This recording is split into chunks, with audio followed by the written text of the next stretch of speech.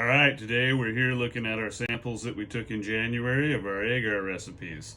So you can see we've got some from February and January here. We're going to kind of go through the results of January and why we moved into these different results in February. So initially down here you can see we got some good stuff here. You can also see from what we got on the screen here, our first round winner is MDYA, which is the blue one.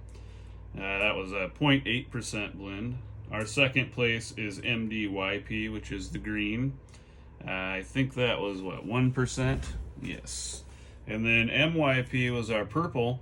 And we had some really good results on Shaft, but not so much on Yedali. So it was pretty good, but it's in third place. And it's right here.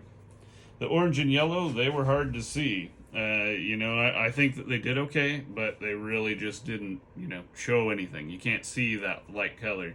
So I think on the next round, that's why we'll do some color changes and get this stuff here going.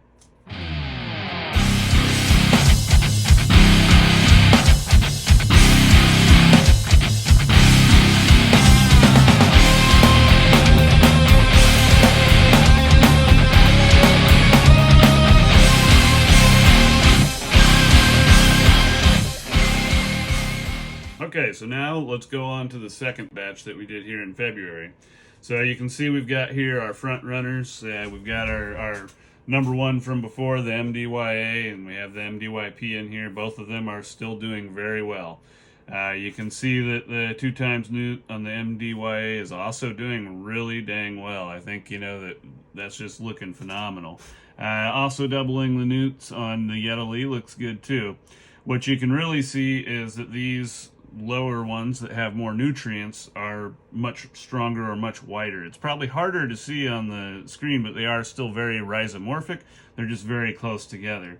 What you see with the reduced nutrients is that the strands spread out a little bit more and you get more definition. So it's definitely a better photo op. It's arguable which is healthier. I'll probably refine the recipes on the MDYP and the MDYA, the larger nutrients, to reduce peptone and yeast content in the next batch. I guess we'll call that March.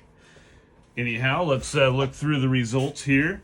And you can see through this test that we've done the double nutrients. We've added charcoal through some of them, but I also filter all of my media. So in this case, you won't see it as dark. Maybe next round we'll go with some darker stuff.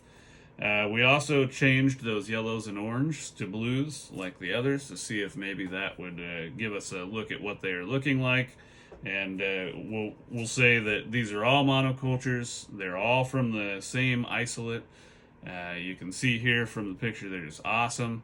They were all pulled with these center punches. They should be just really phenomenal. Now our front runner, our number one, was the MDYA 1.6% blue. So that's these 2 lower guys down here, and I will put some nice pictures up here for it. And then the other 3 are all tied. They all have really good looks to them. They're very positive, but they either didn't do well on one or the other.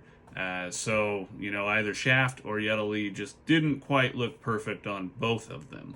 So all of the rest are pretty well tied. I really think the MDYP and MDYA, the malt dextrose yeast agar and the malt dextrose yeast peptone, are looking the best for me. So I'm going to go ahead and refine those, and we're going to take a closer look at them, and we'll just see what all kinds of spores and isolates do on them. All right, so let's go through the results. The charcoal was definitely iffy. I think I may try that in the next round with grain water and sorghum. I've heard good things about that. Maybe that changes the way that the carbon works. Maybe I need to check the pH. I don't know what's going on there, but I definitely got wispier results, and you can see that here. The color change, it did okay. I did see some improved results, but I would still say that those recipes are not great. They need some work for sure. We'll see what we can do with that. They weren't awful. You can still use them, that's for dang sure. All right, so let's see. The recipes that were very healthy, I think I'm just going to adjust the peptone and yeast on those blends like I was talking about. That's the PDYP and the MDYA that have double newts.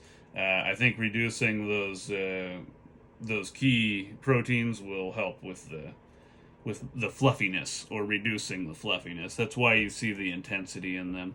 There's just a lot of healthy mycelium there. Not a bad thing, just not necessarily what everybody's looking for. If you're looking for a nice healthy culture, that's pretty dang good to look at. That's good to go. If you want one that's exclusively just dynamic to look at, then you got to reduce the nutrients just a little bit more and make that mycelium stretch out. All right, so next time we're gonna go over grain water agar, fine tuning of charcoal, and we're gonna fine tune those very healthy recipes. Let's get this agar dialed in. If you have any questions, comments, or you want to add some sort of test to my regime, let me know. I'm going to be doing all kinds of this stuff. Right now I'm just doing the stuff that comes into my head, but later on I'll be doing what you asked me to. Heck, you ask me to now, I might just do it. Appreciate you. Much love.